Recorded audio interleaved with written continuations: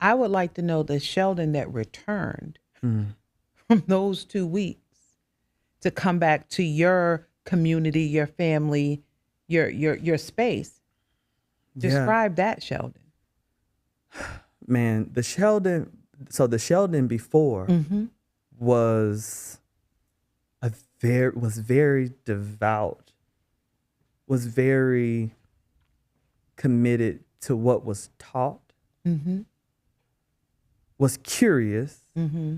had some questions, but the Sheldon that returned was critical of everything. Mm-hmm. The growth happened. It was it was like I was always a Y kid, Mm-hmm. and my mom let me be, and she let me be in church, Mm-hmm. and that was not popular. No, it wasn't. No, No. but I was always a Y kid, but I had some new information You was on fire. and some revelation Yes.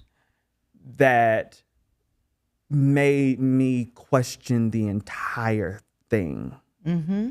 even deeper, Mm-hmm. because I'm like, wait, this can't be, and I know something different.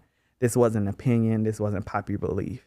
Mm-hmm. Like, I know something different about the history and the context of these words and the Bible and like all of that stuff. And I would say that Sheldon became that maybe that started Mm-hmm. the disaffected Mm-hmm. version of me Mm-hmm. that was questioning like power and information and knowledge, and why we just gotta lie about the same stuff. Like, we know that's not right. Like, right, like we just made this up like this, and we just gonna go with it like this what we gotta do. Mm-hmm. Like, we don't know anything. All of this knowing, we don't know this stuff. Yeah, we just making this up. Mm-hmm. And not that it was all made up, but like, it's like we're all just doing our best to understand, and there's some limitations on the understanding.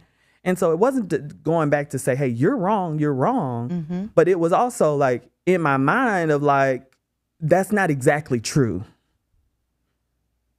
Right? Yeah. Like, that ain't it, because then so then I was critical Mm-hmm. of all of it. And it hasn't stopped. I was about to ask you.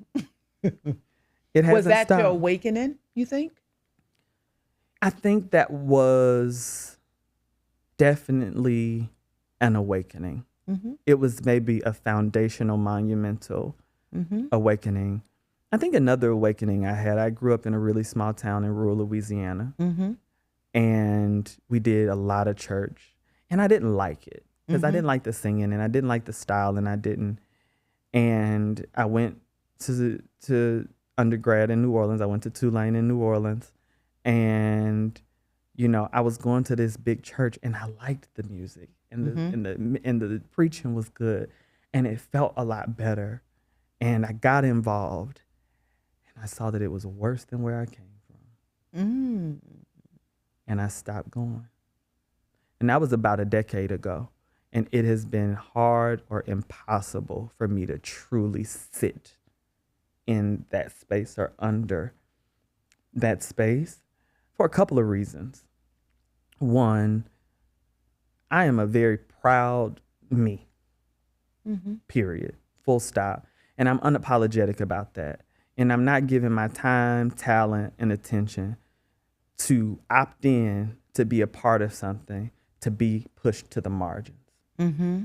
Right. Right. I'm not going to your church if me and my partner have a baby and they can't get christened, or something happened to me and you don't acknowledge our family when I'm in my casket in front of your altar. Mm. That's what you're doing right now? Okay. Yeah. All right. Yeah. I'm not doing it. I got enough to deal with Mm-hmm. outside. Yeah. I'm not opting into that. Mm-hmm.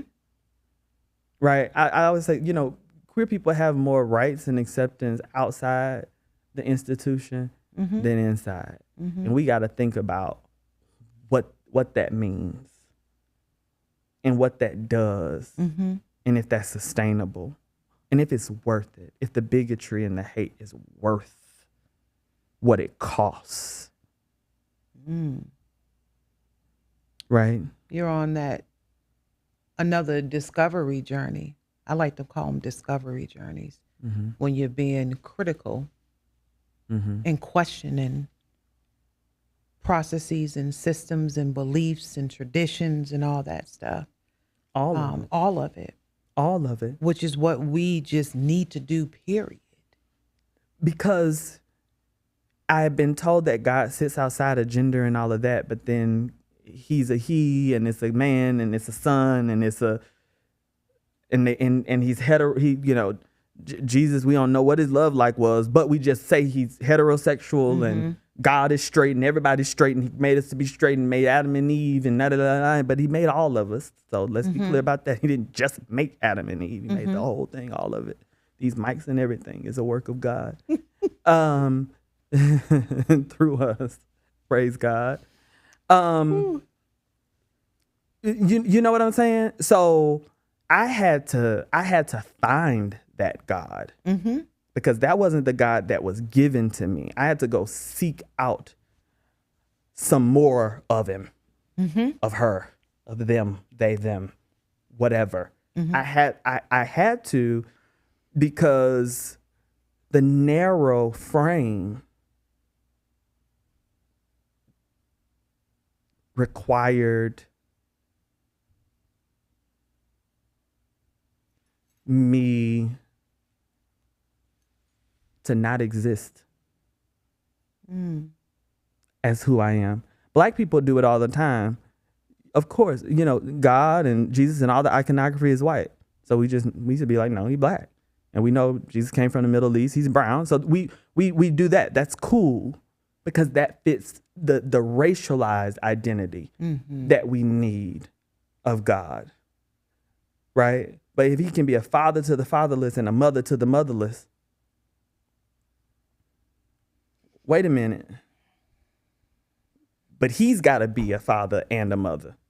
You get what I'm saying? Like, like when we get into, and you don't even have to like have a theological framework, just dissect what we even say. That's pretty much what you're doing now. It's not no framework you're using right now. It's just critically thinking. That's what it is. It's critically thinking.